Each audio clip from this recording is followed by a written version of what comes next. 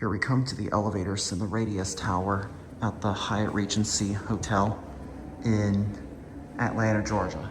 These are the Radius Tower elevators.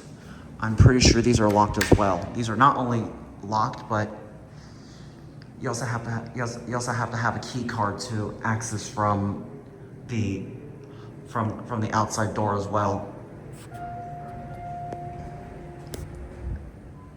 I'm sure these are probably locked as well.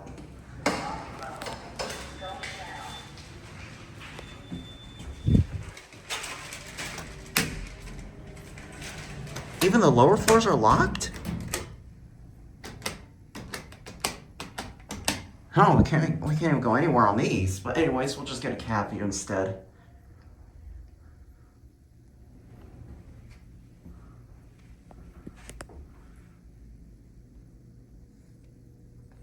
I'm willing to bet YouTube user Storm C is going to feel infuriated when he sees this.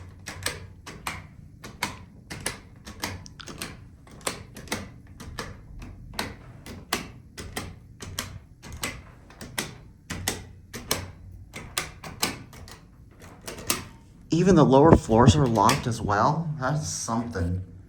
Anyways, we'll get a good view of these fixtures. Sadly, we can't ride them.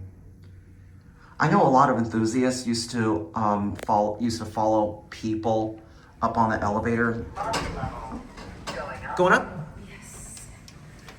Thank you. You're welcome. Yeah, you have to swipe your card. Yeah.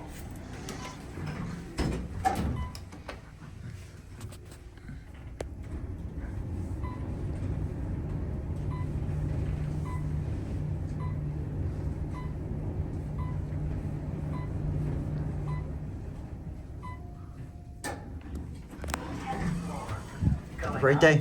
You too. Like I said, I know a lot of people tend to ride with people up on the elevators with floors that are locked.